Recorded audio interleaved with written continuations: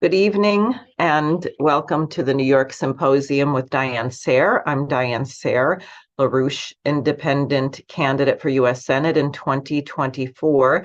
And what we're going to be talking about this evening is reports that have come out recently exposing the fact that the death rate of children, particularly ages 10 to 19, has increased by 20% from 2019 to 2021. And there are a number of factors that they list, including suicide, homicide, drug overdose, various factors. And I think to many people involved in education, the difficulty that children are having between the lockdowns and isolation and what's happened to our whole educational system overall, this is probably not surprising. So I wanted to bring some people on who will be discussing that. And first, let me say, as always, participation in the Sayre for Senate Symposium does not constitute endorsement of any campaign. Now, let me just, by way of background, where are we? Why might children be unhappy or anyone be unhappy? Well, one, we are on the brink of a possible nuclear war with Russia or China or both. We have witnessed over the past year the deaths of hundreds of thousands of people in the Ukraine-Russia conflict. We are being bombarded by incessant wartime propaganda. And there is a shift, but that is not covered, or it's covered very unhappily. One, you have this meeting which occurred in Moscow between Xi Jinping and President Putin. They met for 3 days. We can be sure that there are many economic deals, but clearly they are also coordinating very carefully to chill out various hotspots around the planet, probably warning nations that the leadership of the United States is out of its mind, if it had a mind, and perhaps they don't want to be sitting on a powder keg. So Iran and Saudi Arabia are restoring diplomatic relations. This has very positive implications for the whole region, not the least of which the nation of Yemen, where there's just been a major prisoner exchange. Perhaps the genocide that's been occurring there can be brought to an end. You have now a warming up of relations between Saudi Arabia and Syria. You have a peace deal that was just signed between Armenia and Azerbaijan and Russia. So, and then I had to laugh because the White House is now rethinking Mr. Kirby's immediate denunciation of China's 12-point peace proposal, which of course I don't think they even read. We know they don't read the multi-thousand pieces of legislation that the Congress passes, including things like the Dodd-Frank Act, which I think they were told to sign and endorse and co-sponsor, and it would be written later. But it's 12 simple points, starting with respecting the sovereignty of nations, upholding the principles of the UN Charter, making sure the grain deal continues. I mean, very straightforward, common sense, broad points, which would be the basis for any ceasefire. And the US rejected it out of hand. But even President Zelensky of Ukraine has expressed interest in this, perhaps because he realizes that the United States may not be the best ally in the world. After all, it is about 99.99% likely that we blew up the Nord Stream pipeline, causing our allies in Western Europe to have potentially a cold, long, dark winter, except this winter hasn't been that cold, but wait till next year. And that the US has nothing to offer except bankrupt banks. Whatever the reason, he's expressed interest. It may be that Xi Jinping meets with Zelensky now that he's met with Putin. So now the White House is saying, perhaps it was a mistake to reject the Chinese proposal out of hand, because now they're taking advantage of the fact that the world thinks that they are the ones who want peace and we don't want peace. Why? Of course we want peace. And the only way to get peace, apparently, is by sending hundreds of billions of dollars of weapons to Ukraine. It's insane. So between that the blowout of the banking system, which has everybody who is sane on pins and needles because the policy of perpetual bailouts already was a disaster in 2008, and the situation today is far worse, does not bode very well, and I think can only increase stress. Now, I just wanted to share one thing here from my friend, my new friend, Helen Keller, who, as people know, was both blind and deaf from the age of 19 months and only began learning language when Anne Sullivan arrived when she was 7 years old and began spelling words into her hand. And for Helen, this was like liberation. She just couldn't get enough. She quickly developed a vocabulary. She learned how to actually write using a pencil with a piece of paper on top of a board with ridges in it. And I wanted to read you a letter just to give you a sense of how low our expectations are of the creative potential that every child is innately born with, and how much we are wasting the talents of our young people. So this is a letter from Helen Keller to her friend John Greenleaf Whittier, the poet, written in 1890, which means she was 10 years old. It means she had had access to language for about 3 years, and she's blind and deaf. And here's what she writes to him. Dear kind poet, this is your birthday. That was the first thought which came into my mind when I awoke this morning, and it made me glad to think I could write you a letter and tell you how much your little friends love their sweet poet and his birthday. This evening, they are going to entertain their friends with readings from your poems and music. I hope the swift-winged messengers of love will be here to carry some of the sweet melody to you in your little study by the Merrimack. At first, I was very sorry when I found that the sun had hidden his shining face behind dull clouds, but afterwards, I thought why he did it, and then I was happy. The sun knows that you like to see the world covered with beautiful white snow, and so he kept back all of his brightness and let the little crystals form in the sky. When they are ready, they will softly fall and tenderly cover every object. Then the sun will appear in all his radiance and fill the world with light. If I were with you today, I would give you 83 kisses, one for each year you have lived. 83 years seems a very long time to me. Does it seem long to you? I wonder how many years there will be in eternity. I am afraid I cannot think about so much time. I received the letter which you wrote me last summer, and I thank you for it. I am staying in Boston now at the Institution for the Blind, but I have not commenced my studies yet because my dearest friend, Mr. Anagnos, wants me to rest and play a great deal. Teacher is well and sends her kind remembrance to you. The happy Christmas time is almost here.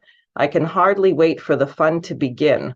I hope your Christmas day will be a very happy one, and that the new year will be full of brightness and joy for you and everyone. From your little friend, Helen Keller. So imagine that. Imagine having a standard like that, or an idea of what the potential is of each young person born today in this world, born in this nation. Would we really allow to happen what has been happening?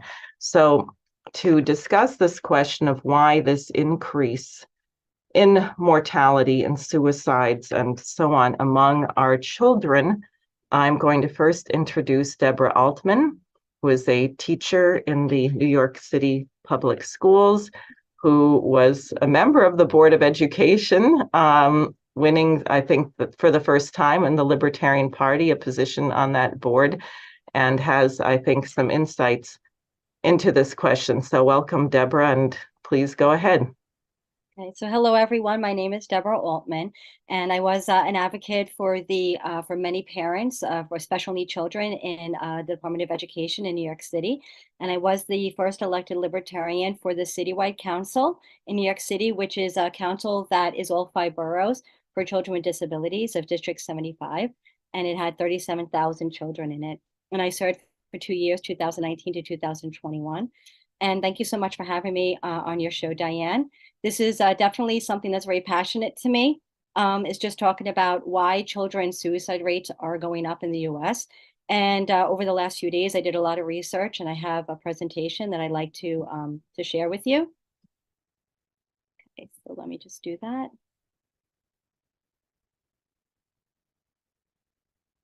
Okay, so the suicide rates in children, what were the changes? What are some of the causes and the possible cures?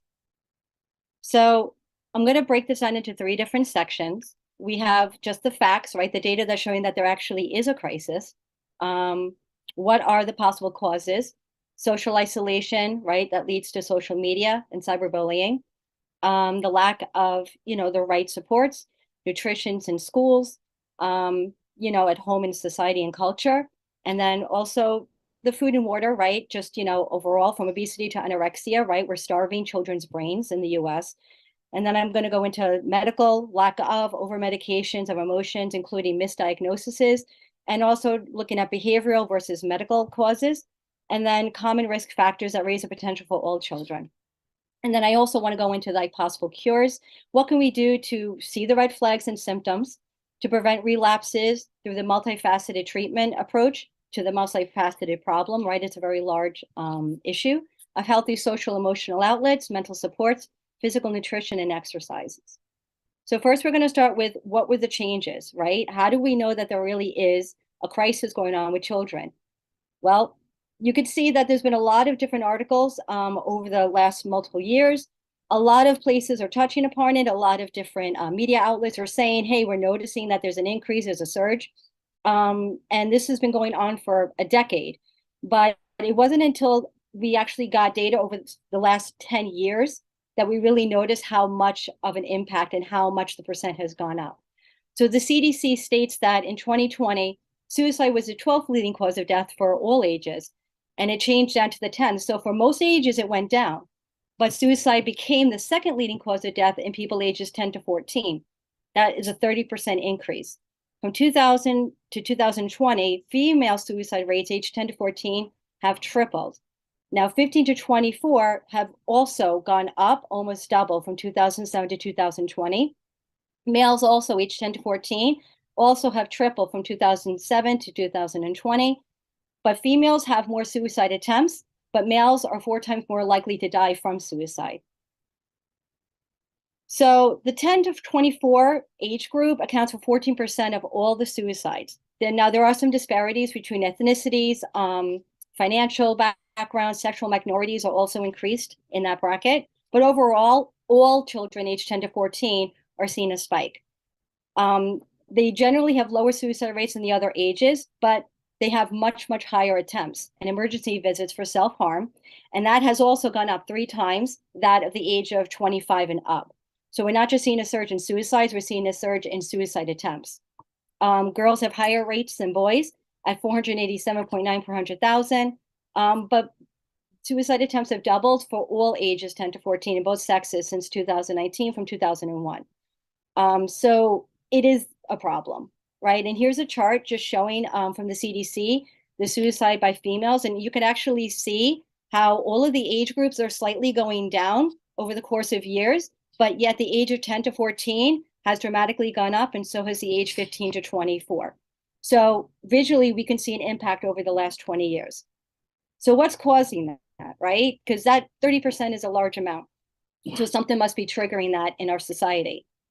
So what are the pre-risk factors? First, there are always going to be a certain percent that are higher risk for suicide than the general population. So when you look at some of the higher risk factors, you have those with psychiatric disorders, major depressive, bipolar, substance use are the highest.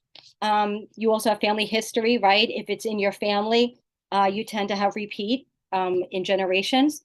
Loss of parent or divorce, you have trauma, You also have the physical abuses, lack of supports, feeling of social isolation and bullying. Those last two are pretty key when you kind of go into the pandemic.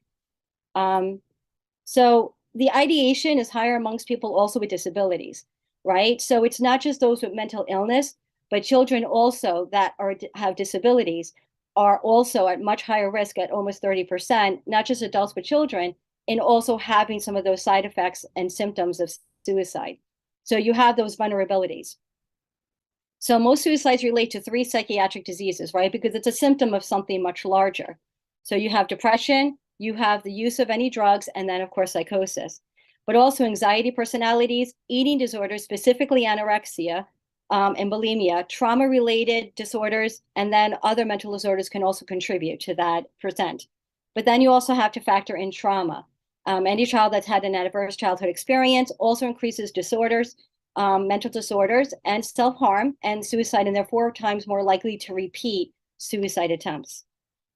So now let's throw in the pandemic, right? Now these numbers have been increasing since 2000, dramatically since 2007. So now come 2020, now everyone, we're shutting down the entire country, right? And now the children that were the most vulnerable, the ones with the physical and mental illnesses, the pandemic disrupted their in-person services, their supports in the community, and even at school. And so we tell them all to stay home. So what did that do? So as an elected official, the first thing, when we shut down in March of 2020, the first thing I've noticed is that parents were starting to panic. Their children were being sent home to them immediately overnight, whether they had jobs, whether they were, had tablets, computer devices. They didn't understand the services that their children were receiving. They didn't understand the level of education that their child was at. I had hundreds and hundreds of parents calling and messaging me rapidly saying, I didn't know that my child couldn't read, that I was getting report cards saying my child's great, my child's fine. And now your child is home, and now they're having to do the education, and they're realizing that their children couldn't do basic functions. But yet the school system was passing them along, giving them great grades, and saying that everything was fine during parent-teacher conferences. So now add on disabilities, because my district was all IEPs, individual education plans. Well, now these parents were realizing that their children couldn't hold a pen. Their children couldn't do basic physical therapy, visual therapy, occupational therapy, speech therapy. They didn't realize that how severely behind or regressed that their children were until they had to do the services themselves. So they were unequipped or trained to provide these services, but it also put a really big picture on really what was going on for how many years, right? Because you don't realize what your child can't do until, let's say, they graduate high school and they're not able to go into the workforce, or they're not able to transition into a career. So unfortunately, this really, as horrible as the pandemic was, it shed a huge light on how much our education system dumbs down and babies these children, and pretty much was giving them, like Diane was saying, almost no bar to pass, right? And so unfortunately, parents were, woken up, realizing what their children couldn't do. So I did pass a resolution saying that not only were these services vital, right? Because what started to also happen was, on top of the lack of education that they were aware their children were getting, their children started to have anxiety, meltdowns, anxiety. Why? Because these children's routines were completely disrupted. So we needed to get them back in the community. So I ended up having a resolution in April, and come the summertime, it passed in May, and then come the summertime, we were able to get at least the IEP children back into some sort of school setting to have services. But this time the parents were at least aware of what their kids should and shouldn't do, so they became more involved with their service providers, right? And so I think that there was a light to the end of that tunnel. So I was able to get them back in, at least for services, even though the schools were shut down. We had community centers where at least the children with IEPs were able to go back. So that was one of the first things that I actually did as a citywide councilwoman, was to get these children back into some kind of socialized setting, because isolation is, you'll see in the next part of the slide, is another big factor of suicide. So let's see. So I'm hitting enter and it's not letting me go to the next slide for some reason. Okay, let me see. Okay, there we go. So now let's throw in the pandemic with now social isolation, okay? Enter social media. So now we tell everyone to stay home, don't be near other people, don't be near other children. Your kid can't play with my kid. We forced all the children into a remote education, right? Which was very all over the place, right? Depending on the households. Children are now drawn to social media, right? As their only outlet for socialization. This also affects serotonin levels, increases cyberbullying, and it compares them to unrealistic expectations. So now you have the perfect storm.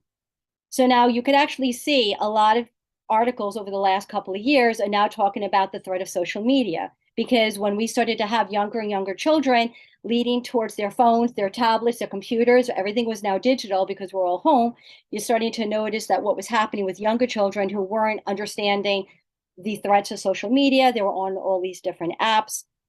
It was affecting their mental health. And so you have a lot of articles talking about this. You also had a whole entire movie about it. And if you haven't watched it, I highly recommend The Social Dilemma. There's a lot of facts and information, but the actual creators of these social media apps, not realizing the impact that it would have on younger children that are now growing up in this has now become the replacement for socialization is social media, right? There's a big shift in just culture. So what are the facts with this? If you could see on the right, you actually see the troubling trends on the right, the depression, which is one of the major factors that leads to suicide and suicide attempts, age 16 to 17. You see the chart going up, and you see at the same exact time, social media, almost identical, at the same time in 2012, soar in the same direction.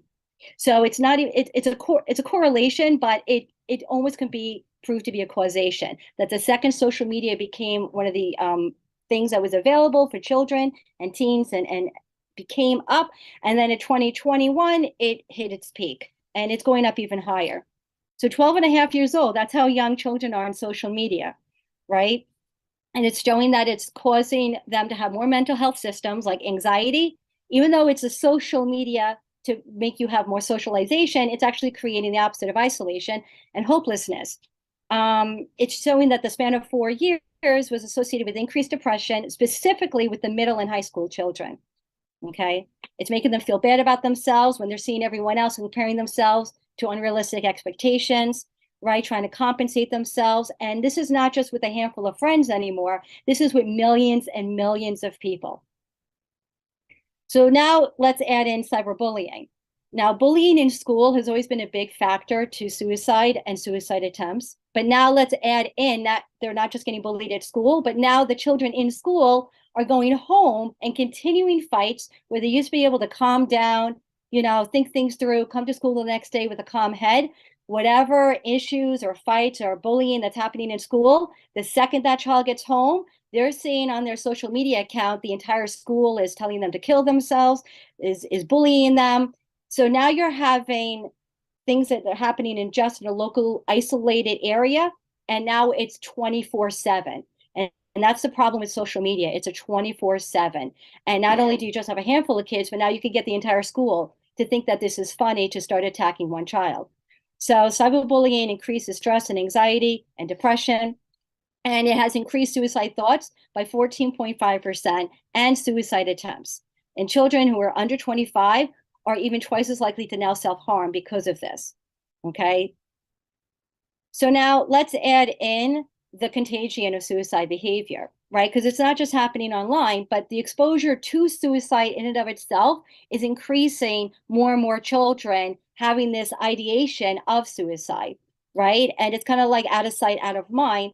Well, now you have it on social media. You also have it on media, right? In TV, it's everywhere.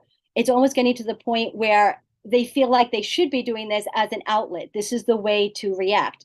So it's unfortunately, it's contagious, right? So there's a lot of research around media reporting, and as Diane was messaging, we're seeing not just suicide, but deaths, war, famine, right? Across the entire world, media has completely consumed itself with negative impact, right? And all harm and guns in schools and, public suicides and the death of all these people in all these wars. So this is creating, unfortunately, a bubble of what children are growing up and thinking, well, this is just the way life is, right? and it's creating higher depression, higher anxiety, higher stress, right? In children that should never think of these things, right? So the impact of media reporting on suicide also affects it, right? Newspapers, televisions, adding the internet, right? And even though they say internet, they have inconsistent findings, right? Because it always takes a decade before we get the data. They're pretty consistent that it's also going to exacerbate the problem. Okay, so what are some other issues besides social media, right? And media in general? Well, we also have the lack of medical and mental care in this country. We're replacing family care, right, with pharmacare. So we're doing a lot of over medication of children who show any kind of symptoms of sadness or stress, and it's becoming a medical band-aid, right? So unfortunately, a lot of these medications are not getting to the root cause of why a child might be feeling these things, or maybe these feelings are perfectly normal for someone going through puberty. We're just throwing psychotropic drugs at them. And this is also backed up by a lot of data. There's a lot of overuse and inappropriate use of pharmaceuticals and antipsychotics, also unimproved. The children that are the most vulnerable, unfortunately, are the ones that are in the hands of government, right? So you have those that are in foster care. You also have those that are immigrant children. You also have those that, have ACS cases open, all those in the juvenile justice system, right? So what do we do when we have these troubled children? We drug them, right? That's the first line approach. And unfortunately, a lot of these children also have trauma history. So add that high risk factor, and now we're throwing psychotropic drugs on top of it. So unfortunately, this has caused 20% or more to be over medicated. So why are so many of them being over medicated? Unfortunately, the culture and institutions, right? We don't protect our vulnerable children, right? There isn't sufficient daycares. There's a lot of issues. You have equal access to education opportunities, right? And also, if a child is acting out in school, what is the first thing the school says? The child needs to go to a therapist, or the child needs to go to a psychiatrist. The child needs to be on meds. The school system, unfortunately, and why more and more children are getting IEPs, more and more children are getting diagnoses, more children are being labeled with mental health issues, is because the school system says, oh, the kid is acting out, you have to drug them, there's something wrong with them. And so a lot of parents, and I've personally went through this, the school system hands the child to the parent is now working, the parent doesn't have time to address it. What does the parent do? Listens to the school, brings the child to the doctor doesn't want to sit there and go through, is a child sleeping, is a child eating, is there any stressors? What does the doctor do? Let's throw drugs. It's a nice, easy way to lessen the symptoms and get the kid back into a school, right? Now they're drugged, now they're not able to function, but they're easy to manage. So unfortunately, that's also become a huge issue with a lot of parents, especially those with children with disabilities.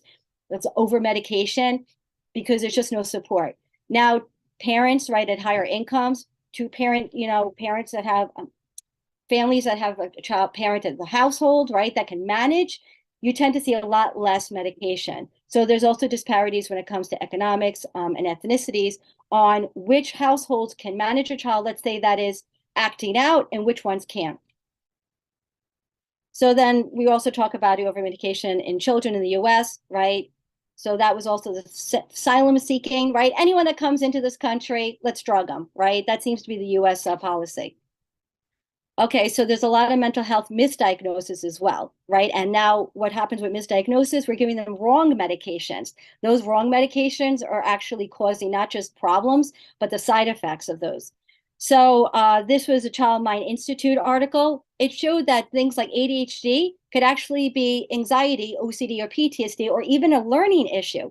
So now you have a child that is struggling with reading in school. So instead of the school system actually saying, I think this child is acting out and frustrated because they simply can't read, they're labeling them with ADHD because they're acting out. They're labeling them with other mental health issues.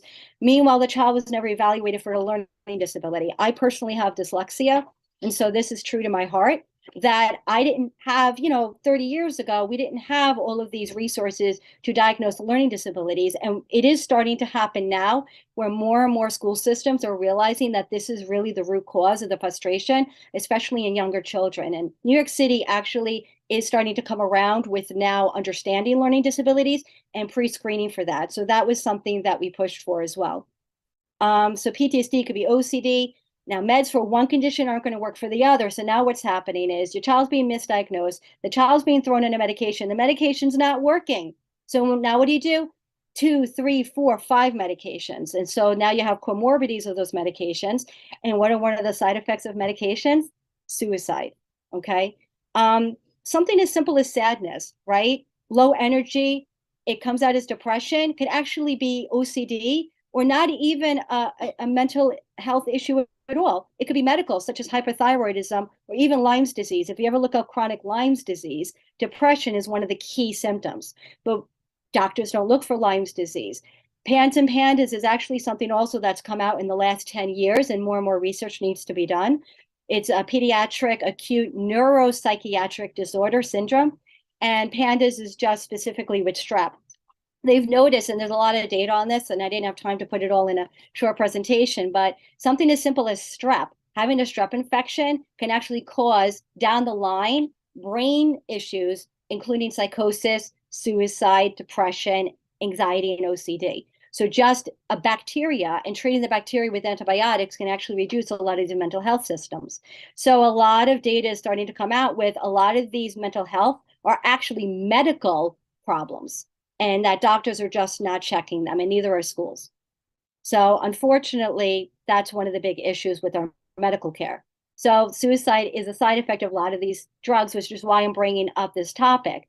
So unfortunately, a lot of the medications that you take, suicide, gabapentin, for instance, right? It's considered to you put it on it, right, to take away pain or calm down. One of the symptoms is suicide, right? So you have to be really careful. Antibiotics, some antibiotics, one of the symptoms are suicide. So, or hallucinations, right? So one of the issues with medication is always the side effects. You really have to look at the risk versus the reward. So unfortunately, it's a mask, and it's a first line approach. It's the first thing that US does. So now I want to go into just food and nutrition as medicine as an alternate. So on top of over medication, right, we're also undernourishing children's brains, right? So this is another possible cause of why there's been higher stress, anxiety, depression, and suicide in US children. It's because of our diet. So this is not just at home, it's also in school and in our society. So this is what we teach, right? You have to have all your food groups. This is all right to make sure that everything is balanced in our bodies.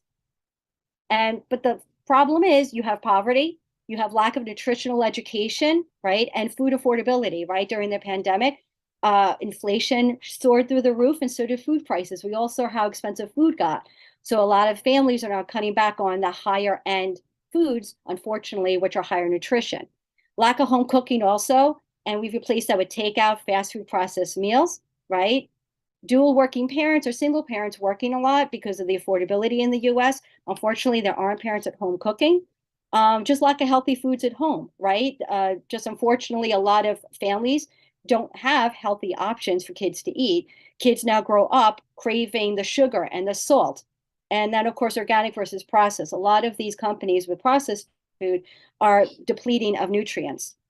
So let's look at school lunches. So this was another thing I did while I was on the council and also just as a parent. So on the left, you have what the school lunches are for other countries. You can see all the different countries that I have. I know it's a small picture, but you see fresh fruits, fresh vegetables, soups, salad, fresh, everything is on there. Everything looks really nice and well balanced. This is a real picture on the right of what my child's school in New York City gives New York City schools for lunches. Okay, so you can see this is the difference with when it comes to nutrition.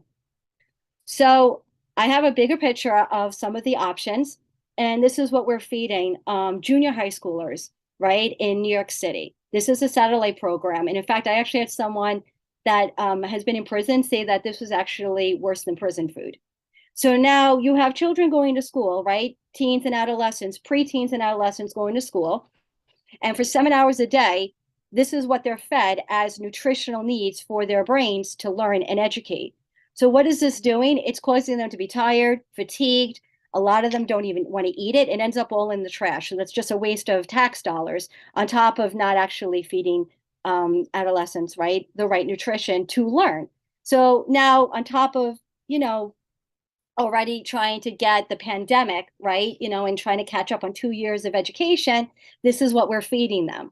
So, and it's not just in the school system, right? It's outside, it's in society. It's the whole culture in the United States, 200 billion annually, right? 23% have more fast food per week. 34% of children aged 2 to 9 consume fast food almost on any day, right? Why? Because there's a lot more push and a lot more propaganda and a lot more advertisements for fast food. They see this everywhere they go, that this is what has become the easy way to have dinner. Overworked parents, right? Nobody wants to do the home cooking or the cleaning, right, up, or the food shopping. So fast food became the easier option. Unfortunately, this is causing a huge lack of nutrients. Why is this so important, though? Why is nutrition important when it comes to suicide of children? Because a starved brain will lead to suicide. It'll lead to depression. It'll lead to anxiety, irritability, fluctuations in mood, negative emotions, not being able to balance their hormones. It lacks their motivation, impaired concentration. So obsessive thinking, all of this happens with a starved brain. Okay. And this is from a website for eating disorders. Okay. When the body doesn't have any nourishment, this is what starts to happen. So the critical relationship between diet and mental health, right? Because we really got to look at this as a multifaceted issue. It's made up of millions of neurons, right? I'm not going to read everything here, but the neurotransmitters in the body and the chemical messages tell the brain to function, the fight or flight, when to calm down, when to overreact. And that's all with the right foods that we consume or don't consume, right? Will actually affect our brain function and mental health. So disordered eating will lead to unhealthy eating patterns, restrictive diet, compulsive eating, skipping meals, all of that. Disordered eating will end up leading to depression. It'll lead to other issues with mood and cognitive functioning. So not only is the unhealthy eating at home and in school causing the lack of education, but it's also causing the higher risk of suicide and mental health diagnoses. So I just want to quickly bring up, because this was actually something that I worked on this last year, trying to research what were the foods that the brain needed, right? What are we lacking? What are we missing? So you have lutein, right, which helps, process speed ability and get us to think. Specifically, DHA omega-3s makes up 60% of your brain, 25% of brain fat. That's huge, right? Reduces inflammation in the brain, helps communication between the brain cells. So that's in fish and flax seeds, right, and avocados. You have your B vitamins. The B vitamins are absolutely key when it comes to brain function, right? B12, B6, and B9 can reduce symptoms of depression and other mental health disorders. So just by literally giving a child higher doses of B vitamins, whether through supplements or food, can actually reduce mental health disorders, which will lead to a reduction of suicide, right? And then vitamin D also produces mood regulating neurotransmitters like dopamine, also reduces depression and other mental health disorders. And then, of course, you have protein, which has the amino acids, and it produces all the key neurotransmitters, which also help prevent depression. So this is why it's so important that kids that are starving, their brains that are starving and not getting the right food, are going to lead to higher symptoms of depression, which are going to lead to suicide. Now add social media, add social isolation, and it's a major storm. So I just want to specifically point out B12. And why is B12 so important? Having low levels of B12 have elevated levels of other things that actually then increase depression, right? So there was a study on that, and there's been a lot of studies on all of these things that I'm sharing with you, and that they literally have proof that just by increasing B12 was able to lower the depression in these children. No meds needed. So these are some of the supplements that I personally have used, right? You have lion's mane mushroom, which also helps with cognitive ability. You actually have over-the-counter lithium, which I'm going to go into next. You have D3, cod liver oil, which has your vitamin D in it, your B12, and then you have a couple of herbs, and I have some articles showing that these specific 3 herbs will all help reduce depression, which is one of the leading causes for suicide. So St. John wort is also good for depression, as well as lemon balm and lion's mane. And I have some articles here that actually show the support of that. And these are all government articles, all government studies. It actually showed that it was helped as an antidepressant medication for mild and moderate depression. Oh, look at that. But it takes 12 weeks. So psychotropic drugs can work overnight, and that's another issue. A lot of parents and a lot of doctors don't have the time, don't have 3 months to combat some of these symptoms. Okay, lemon balm also helps increase GABA, which is one of the hormones that the brain needs. Ashwagandha also helps with brain disorders, and in fact, ashwagandha was an amazing one that I found. It not only just helped with just depression, but it actually helped with anxiety, Alzheimer's, Parkinson's, schizophrenia, dyslexia, depression, autism, and just ADHD, bipolar disorder. Literally, ashwagandha, I think like everyone should just be on this, and I guarantee 50% of the population would probably reduce their symptoms. This is an amazing herb that doesn't get enough credit. So then, now that was food, let's talk about water, right? Tap water versus lack of minerals. So New York City filters their water. A lot of big cities, right, with millions of people and population, filter their water. Well, what is this doing? It's taking out all the minerals, right? And why are these minerals so important? Well, these are the minerals that we're taking out. Now we're adding some things back in, but we're reducing all of these nutrients that for centuries and thousands of years humans have been drinking, and we have completely removed it out of our food and water supply. So that's another reason why we're being so deficient in some of these things that we need, specifically lack of lithium. Okay, so now lithium is, we understand is an actual medication. They put it in high doses, but just trace amounts of this mineral, there's also studies showing that it will reduce the rates of suicide, right? And so now places that have filtered water, they don't have lithium. Okay, even in trace amounts, you need a very, very little amount. But it's shown that if you have trace amounts in your water supply, which is the main source of where we get lithium, it actually improves all mood disorders by helping the cellular pathways, helping genes express glutamine and availability of, once again, B12. So some minerals help other minerals. So by having just trace lithium in drinking water, such as Fiji, you could actually help absorb more B12. So those are all the problems, right?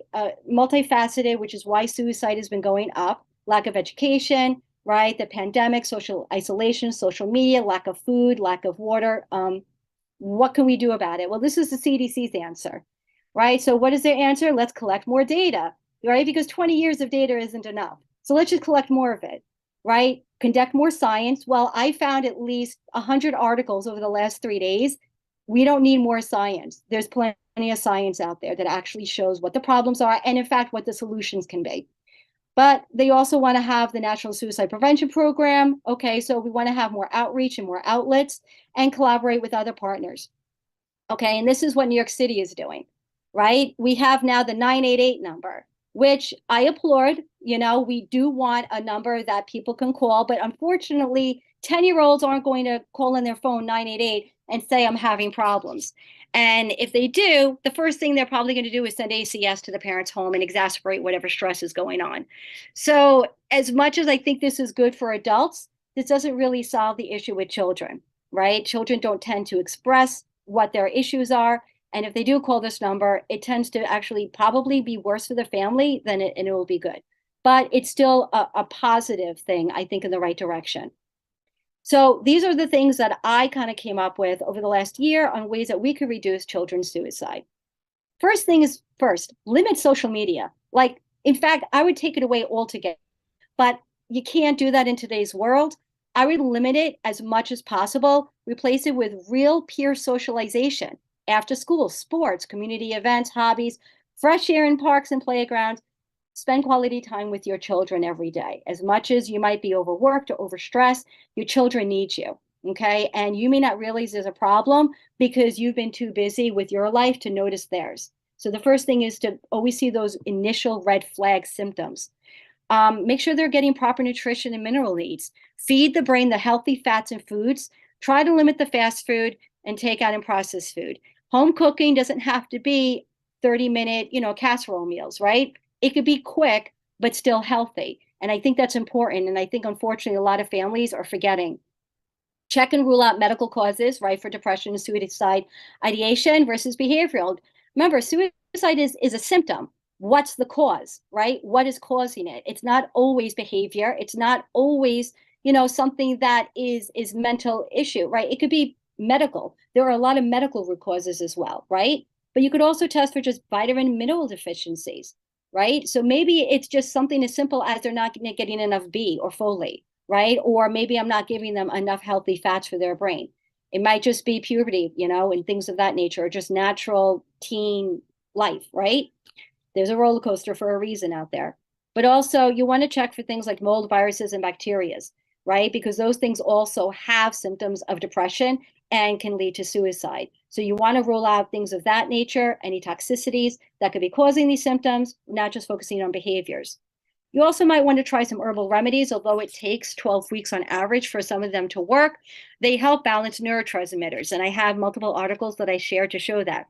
There's 4 that are specifically related to mental health. You have dopamine, serotonin. I'm not going to pronounce this right. No epinephrine, and then of course GABA.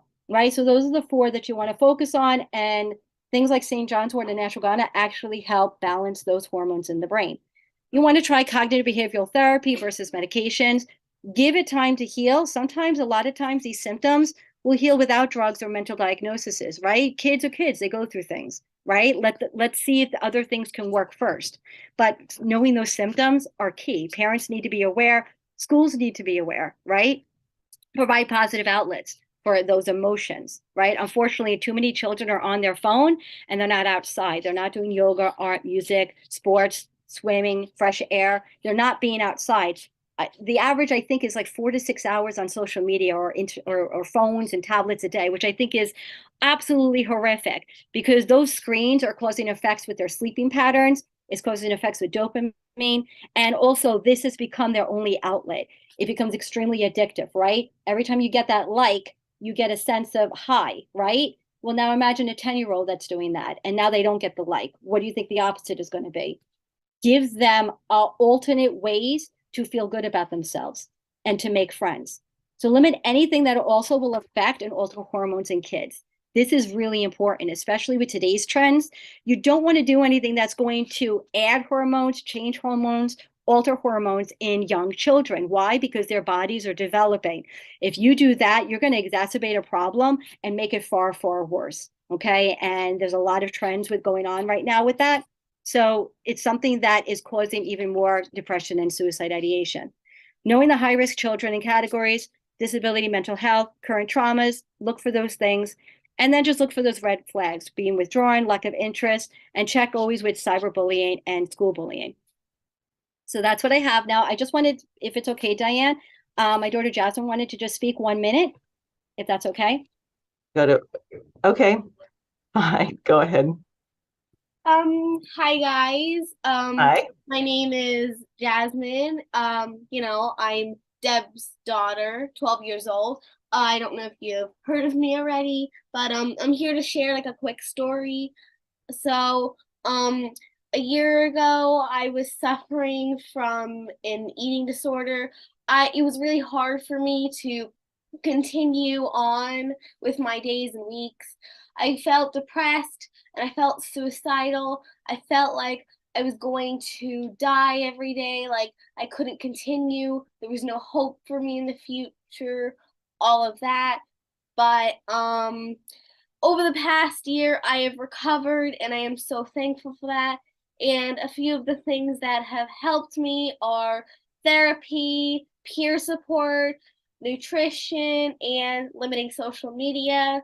So I'm really thankful that my thoughts are now cleared, and I feel really bad for anyone who has went through what I went through or is going through what I went through. So that's why, Deb put together this little slideshow to prevent people from following in my footsteps and doing what I did at such a young age. So thank you. Well, thank you. I think your daughter could help a lot of people. Yes. So thank you so much for allowing me to present this. And I hope it was educational, informational for everyone. Good. Well, it's certainly extremely thorough. Now we have Miles Robinson and Stan Ezerol, and we may end up going a little over time, trying to wrap up by 9:15. But Miles, why don't you go ahead? You may have responses to particular things that you heard or additional thoughts, and then we'll go to Stan. Okay, yeah, sure. Want to say anything about who you are and Sure. yeah, good. Can I be heard okay? Okay. Yeah. First, Deborah, thank you very much. That was so very thorough. I mean, it really does give us an incredible overview of the issues, the problems, the way in which these are being discussed.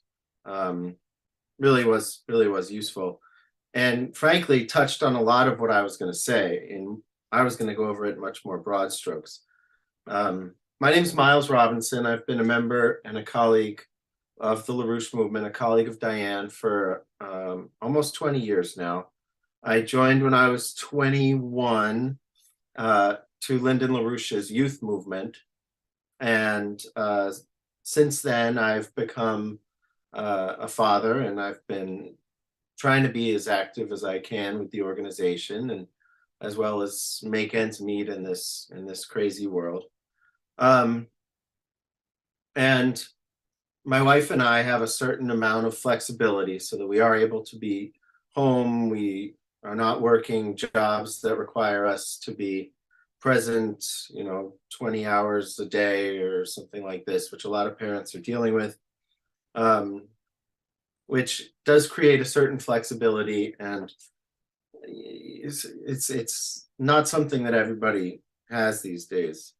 But when I do go out in the field and talk to people, one thing that I often hear when I tell them that I'm a father, I'm also very politically active, is, they almost shake their head and say, "Oh, I can't believe you're raising a child in this world. Like, why?" In a certain sense. It's shocking to them the kinds of realities, especially the older generation who raised, say, people of my parents' age who raised my generation, that this is a shockingly different situation that the younger generations are facing than they did. But having children in primary school, having children in elementary school, you really see the way in which certain things are just totally backwards. And Deborah touched on a lot of this. One thing that comes to mind is the way in which a lot of these children who are struggling with behavior issues are punished is that they take their recess away, or they have to, these kids, can't go out and stretch their legs and can't go blow off steam. They only have 20 minutes often, 30 minutes of recess on any given school day. They should be giving these kids more time to let out their energy and what have you. Music, art, the things that children really connect with and can really concentrate on and really lose themselves in is complete junk. I mean, the music that they're doing at schools is, Disney raps from Moana and stuff like this. It's just absolutely, it's worse than useless. The art, there's no studying great art. There's no getting absorbed in classical methods of trying to figure out perspective and drawing and geometry and art in that sense. It's just totally, so the kids who are a little bit less susceptible to really concentrating on their studies are not being channeled towards the things that they could be doing to really thinking.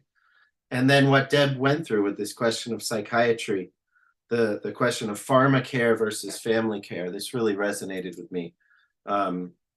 It's just so backwards.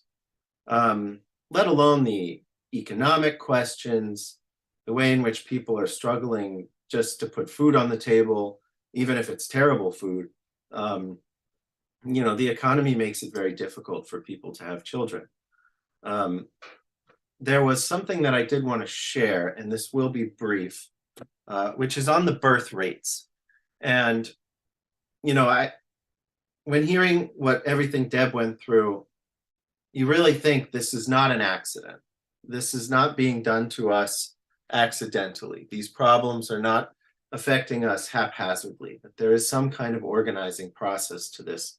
And I'm sure Diane is going to touch on this at the end, or through various symposia get to this. Obviously, this is the longer reaching discussion of how to solve these problems, and perhaps can't all be discussed and gotten to today. But this question of the reproductive rates in Western society is something that is really shocking. For example, last month in South Korea, they had a reproductive rate, I think they call it, or fertility rate, not a fertility rate, but a Replacement rate. yeah, replacement rate of the population of 0.78. Now, you got to think that a replacement rate of 2 is break even, because obviously the men are not having any babies. So 0.78 is actually a 36% replacement rate of the population. So a full apartment building now would be 36% full in 20, 25 years or 30 years or something like this. Just to think that through. Do I have screen sharing capability, Jose?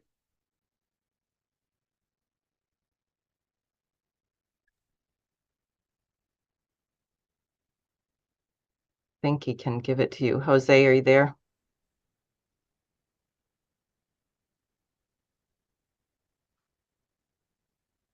I think you can. You should be able to. Okay. Oh, no, it doesn't. No, you're not. And I can't. Oh, there. Try it now. Okay. Where do I go? Sorry. On the bottom, if you're not using an Apple. Okay. There you are. Which I am. That's what maybe Deborah will have to give you a tutorial. This doesn't work. Oh, it's so on the bottom, there should be a green button that says share screen. Oh yeah, right, of course. Okay. Desktop 1. And Can then you see my screen your now? computer. You should see your screen somewhere as an option. Right. Okay, sure. Yeah. Can you see it now? Yeah. Okay. So this is a website of Stephen J. Shaw. He just put out a documentary. You can see it here. Watch part 1 of the documentary on birth gaps. He is a statistician, and he's looking at birth gaps very simply around the world, and he's kind of realized that there's a huge problem here. And he's developed this way of presenting it, as you can see, I hope, as time goes on, which you're seeing here as the video goes. Can you do it again, full screen? Can you click on that? Yeah, do it again. So this is a map of Western Europe, and as the black increases, it's going from 1995 to 2010, I believe, or 2015, 2016.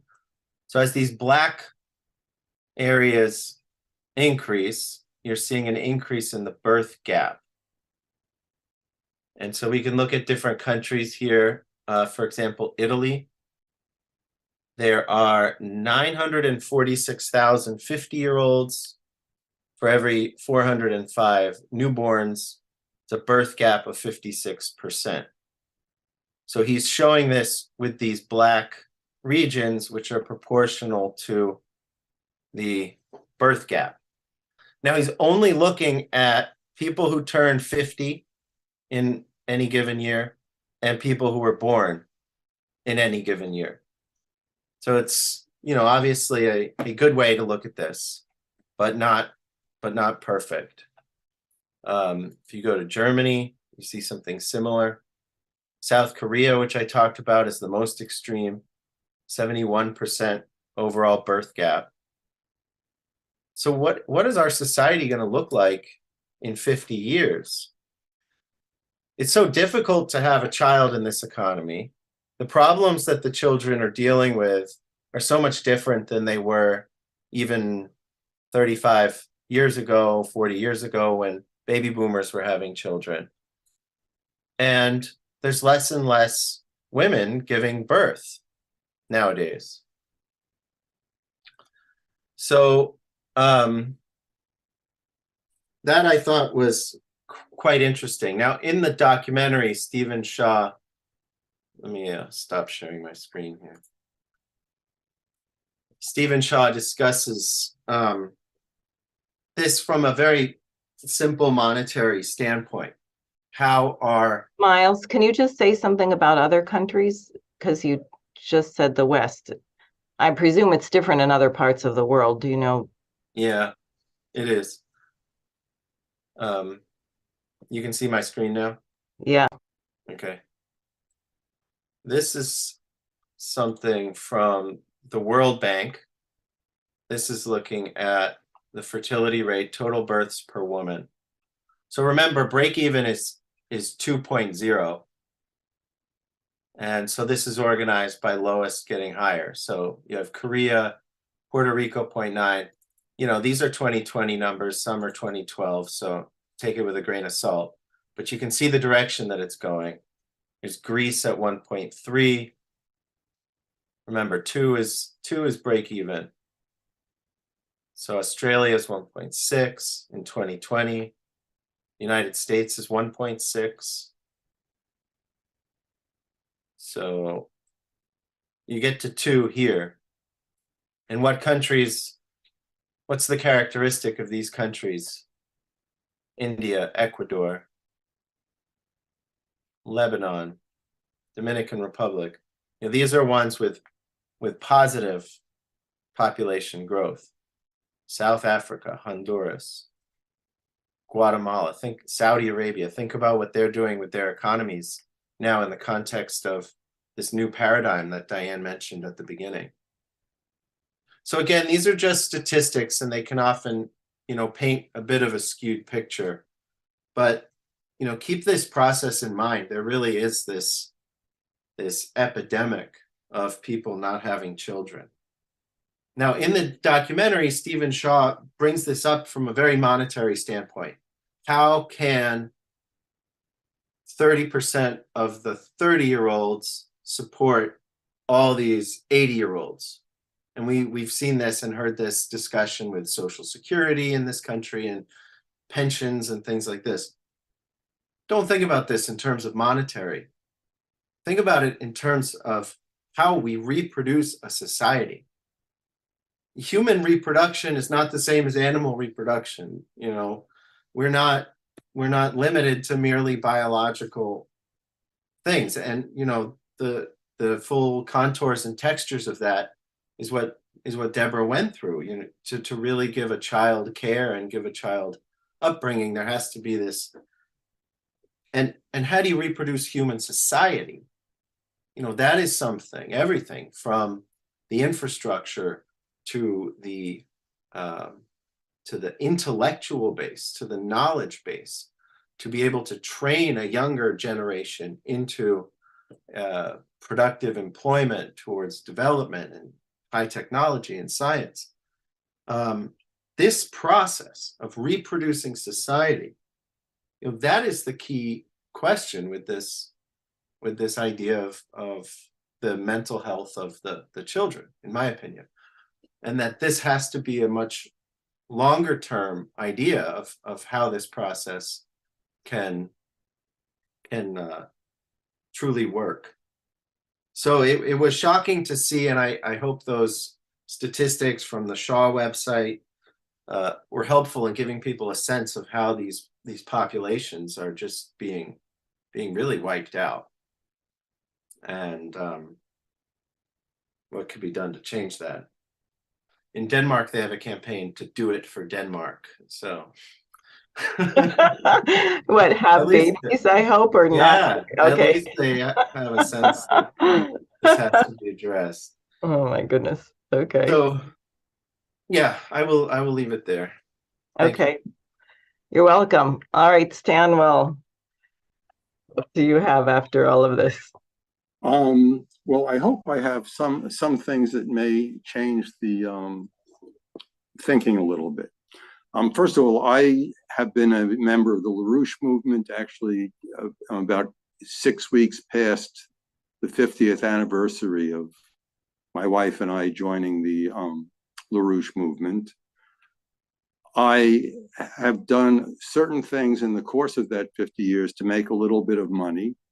One of them of some relevance here is spending 12 years in the education system and taking steps up from being a substitute teacher to a teacher assistant to a licensed teacher in special needs, and sort of specializing in working with autistic children. And so, you know, so that I do have a certain background, certain understanding of the what's going on in the schools. And what is going on in the schools is that there is nothing really of any particular use. There may be little pockets in different schools of people like myself who are actually trying to teach students in a useful way.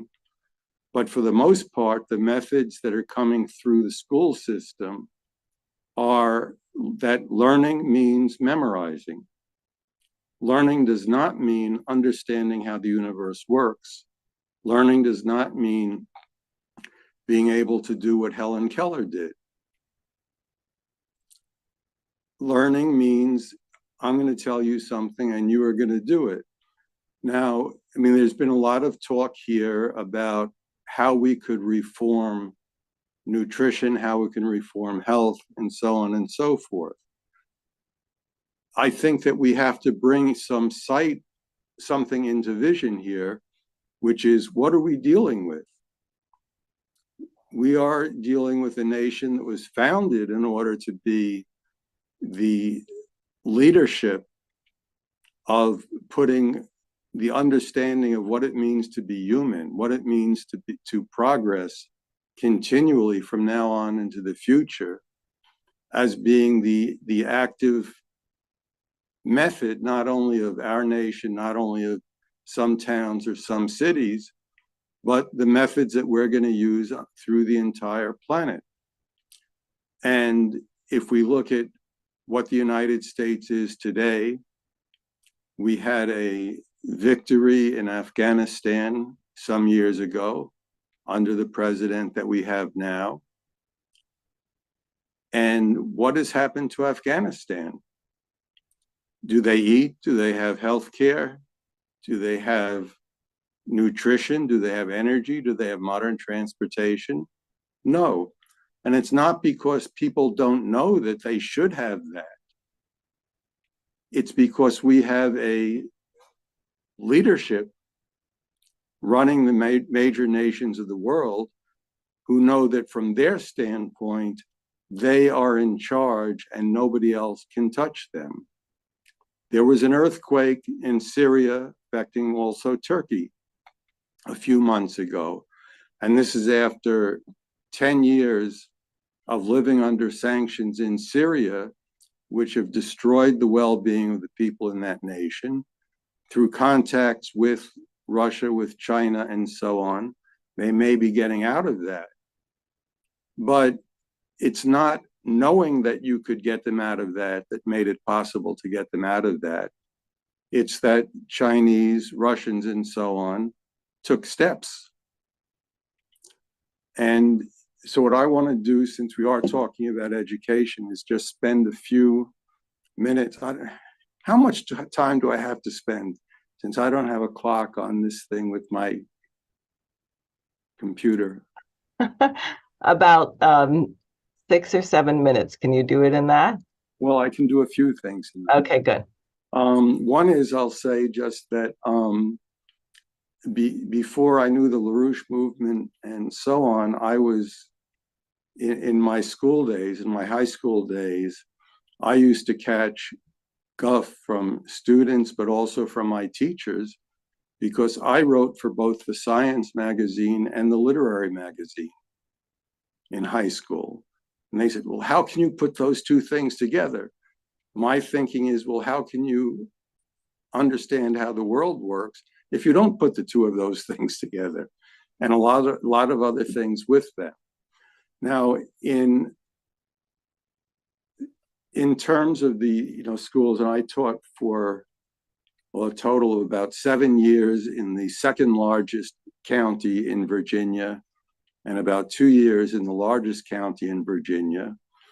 And there were certain things that were the same. One is that when you teach people, you're not teaching them to think for themselves. And if you are teaching them to think for themselves, you're doing something wrong. And maybe you shouldn't be there because it's not really what's needed. I had a situation in one school or one school system in which I had taught in for quite a while. And there are a number of people who recognized me as being a very useful person to have against autistic children and things like that. But there was a principal in the school I was working for, and he had the idea that he was going to make his future by being a very good disciplinarian. And what he did at almost every faculty meeting is he said, well, if you have children that are acting up, that are giving you problems in your classroom, you may want to fill out a referral report. You may want to send that to the office. You may want to ask the principals and the administration to help you with that. But my view is that if you do that, you just don't know how to run your classroom. Now, I had one case of two kids, one football player, one wrestling team member, who used to come into class and start running around, squeezing girls and doing all kinds of interesting things that I tried to stop. But I decided that I was going to put in a word with the administration. And what happened is, as soon as I did that, all of my evaluations went downhill. All kinds of things happened that were quite different from my experience of the few years before that. And I, knew at that point that that would be my last year in that school and my last year in that school district. And so that's how it turned out. But interestingly enough, that principal was promoted, I believe it was a year after I left, and he was promoted to be in a very important disciplinary situation for the whole district. And this is Loudoun County, and for people following the news around Virginia and so on, one of the things that occurred in Loudoun County is that there was a number of very serious issues having to do with male students, some of whom, paraded around as female students at times and so on, molesting and perhaps going as far as raping girls in different schools around the district. And it's my former principal who was in charge of that kind of high school discipline who did nothing about it. And right now there are various investigations going on of the faculties of the administration of the school district about that.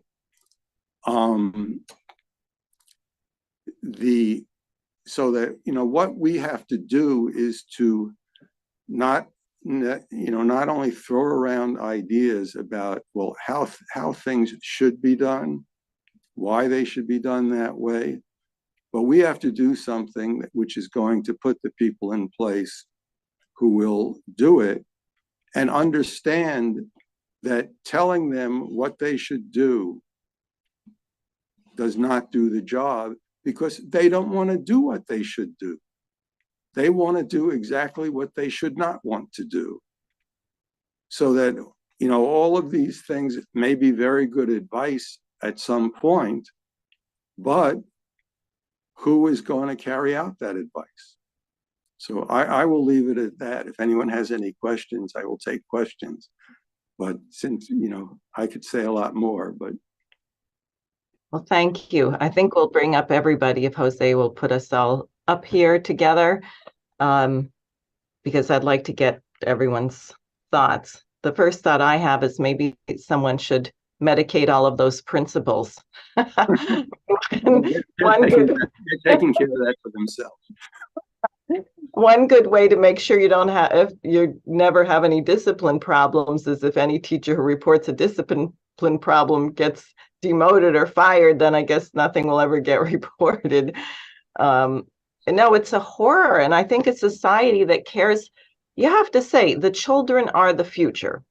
So a society that has no interest in its children or a destructive interest against the children, as if an egomaniac who doesn't want anyone to be smarter than he or she is, or a better person, or some kind of very selfish view, is doomed, is really doomed. And I think actually, Deborah, one of the things I thought that you said that was so interesting is that when the children were sent home for the quarantine and the parents saw their actual learning, problems, that was very striking.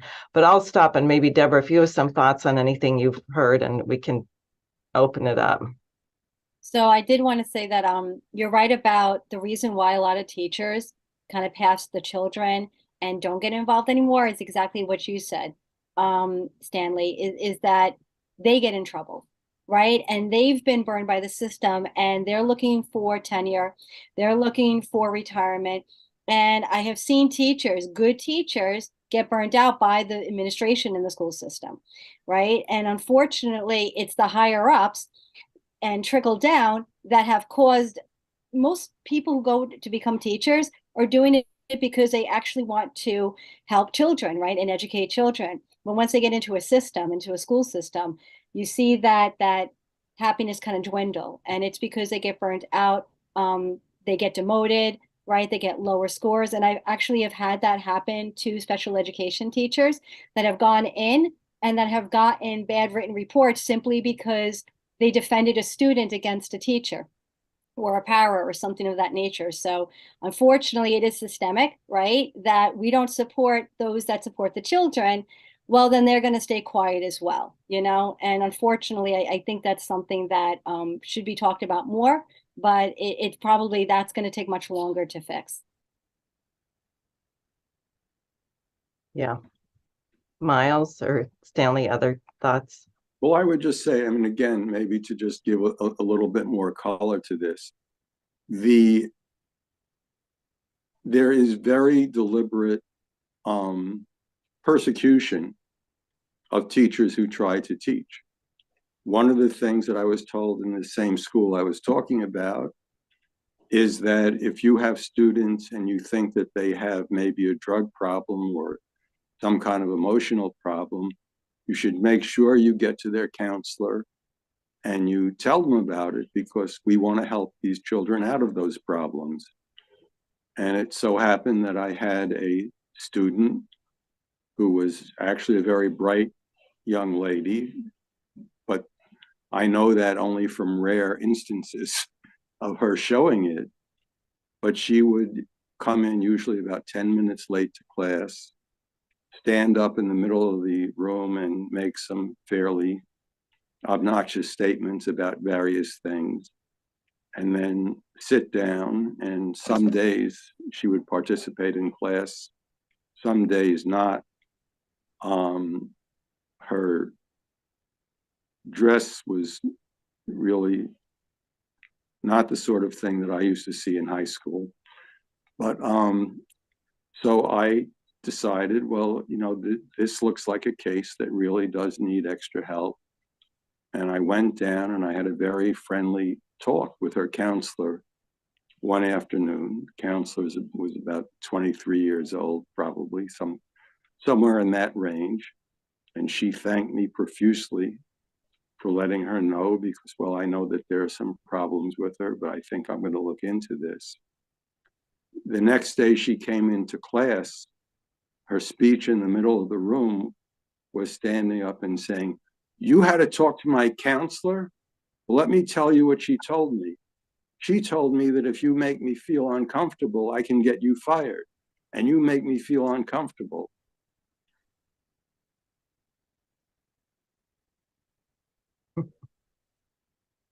I have lots of stories like that. Pretty rough. I mean, one thing I'll say, and then Miles, if you have thoughts. I mean, a big product of the problem is the nation has no mission. For example, when we were trying to get to the moon in less than 10 years, we needed to produce, and if you know the history of the space program, everybody working, we had never done it before, and everyone working on it was 20 years old or 22 years old, and there was an interest and a desire to get people, find people with talent. You were looking for that. You wanted to develop that. You wanted to inspire that, and you weren't so concerned about the other things. Similarly, I just looked at suicide rates during the first years of FDR's presidency when he was doing these mass employment projects and getting people to work and building out of it, and the suicides dropped dramatically. And it wasn't because everything was great. It obviously wasn't great, but people knew there was a future. There was a direction that made sense, and there was a president who actually cared about the population.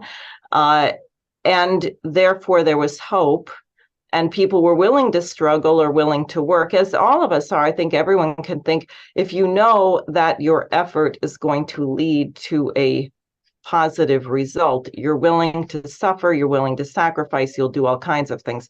We see that with immigrant populations. The parents come here with nothing from other countries, and they work like crazy, knowing that their children will have a better life. Hopefully, that was the idea. So we don't have a mission. We have a culture which tells people they are excess, we're overpopulated, you're exhaling too much or farting too much and destroying the atmosphere or whatever it is, and there should be fewer of you. And then human life is seen as so expendable that you can have leaders like Madeleine Albright say, well, yeah, 500,000 Iraqi children, it was hard, but it was really worth it to get the outcome we wanted in Iraq. What message does that send to society? So I think all of these things go together. I don't think we can actually fix the educational system unless we fix the whole thing, unless there's an intent for good, that people can see that our nation has a mission for the good of mankind. And in that context, you can address these other matters. Yeah, none of them will get done piece by piece. Yeah. But Miles, any thoughts? And I said a dog. Yeah, it's my mom's dog. Oh, has a cute tail. Yeah, her dog's sitting while she's away. Okay, go ahead. Yeah, no, I think what you just said is absolutely crucial. I mean, look at the emergence of this new system and look at the impossibilities that have occurred on the global political strategic landscape just since Friday 2 weeks ago, with the Saudi Arabia, Iran detente around bringing together their diplomatic relationships, the Azerbaijan situation, the meetings with Russia and China in Moscow, the way in which this new financial architecture that Lyndon LaRouche had been writing about for the duration of his life is now coming together around discussions with the Schiller Institute and with our organization. This is absolutely monumental. And so as things appear to collapse in the West, I think it's as much we should see it, because this script is not written yet. We should see it as the emergence of something new that is going to catapult our nation into a better direction, and that our involvement in that is the key factor. And that this is not merely a collapse of a civilization. What I went through with the collapsing birth rates and things like this, let's not think of it as a collapsing Western world. Let's think of it as an emerging new system, which the West can play a vital and very important role in. And I think your political leadership, Diane, is absolutely crucial in that. Thanks. Deborah, any parting thoughts? When I did look up suicide rates in the US versus globally, you're right, Miles. Globally, suicide rates are far worse. I mean, United States was really, really down. There was at least 50 other countries that had significantly higher suicide rates than we did. And I do think that what is happening in our country is a warning sign. And looking at these other countries and how their leadership treats, their population, like Diane said, as indispensable, is starting to happen here. It's starting to affect our country and our, next generation. And I think if we take it as a warning sign, we don't want to be like those other countries. And like you said, take this as an opportunity to change the trend. I think we'd be in a much better place, but it would take national policies, on global scales and multifaceted approach, both at home, in school, and in society, all coming together to realize a mission, like Diane was saying, and find a purpose for the next generation. Stanley, any thoughts? And then we'll wrap up. I think we can wrap up. Well, I would just like to add, look, the West is shifting. This election result in the Netherlands with the farm movement is amazing. You've had, and the government was quite repressive. Our own Bob Baker, the LaRouche farmer from Iowa, happened to be in there for their demonstrations, and the government said, if you have more than 2 tractors, we're just going to start bopping people on the head and arresting everyone. So you only had 2 tractors, you had 25,000 people come out, farmers, and then and because the government is trying to ban nitrogen and shut down food production, and to my shock, only learned recently that I think the Netherlands are like the #2 food exporting nation, that tiny area, partly because they use totally modern techniques, hydroponics, nitrogen fertilizer, I mean, all kinds of things to boost production. So you're telling them to shut down their food production, and the farmers came out en masse. And then in the last elections, you ended up with this new farm party getting the largest block in the parliament, I think 17 out of 75 senators. So what does this mean? In France, you had nearly 3 million people in the streets, and it was so powerful that King Charles had to cancel his trip. I think that's a good thing. And then in the United States, it's beginning. The Rage Against the War Machine rally, in which I participated, organized by the Libertarian Party and the People's Party, who have substantial disagreements, but who nonetheless said, we're in an existential crisis. We're putting that aside because we have to stop the annihilation of the human race through thermonuclear war. And then you have Congressman Matt Gaetz, supposedly a Trump Republican maverick, who introduces a bill to get our troops out of Syria.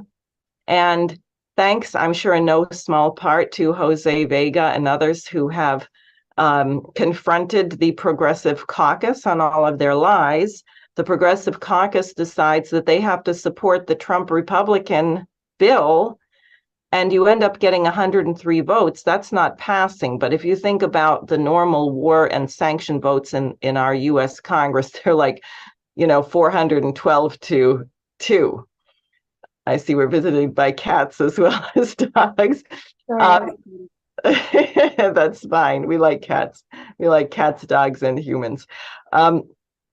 So there is a kind of a shift going on in the United States, which you're not going to see in the mainstream media, and you're probably not going to see it too much in so-called social, asocial media, but it's there. And my campaign is part of that, is to give voice to that, because look, the system of these crusty old dinosaurs who want to oppress the world is over. They can't even save their banks. They're going to try and print money now like they did in 2008. It is not going to work. It's a much worse situation. So either you reorganize the whole thing along the lines that LaRouche called for, what I'm proposing, and we do it in collaboration with other nations who are committed to not dying, or we're not going to survive. So we're in one of the most incredible moments in human history. And I think some of what was presented here was really jarring and horrifying. And I hope it helps to wake people up in the United States, because if we don't care for our children, then morally we are finished. And that has to change. So I just would like to thank everybody very much for participating. I hope to be back with you next week. And do everything you can. Get to your congressman, get to your legislators. No more funding for the war in Ukraine. Go with reinstating Glass-Steagall, and no more bailouts. And there's a lot to do. They should study Helga Zeppler-Rusch's 10 principles. There'll be a Schiller conference April 15th, very important. And on April 22nd, I will be having a major town hall meeting in Manhattan, to which I hope everyone can come. So thank you very much, and good night, everyone. Good night. Good night.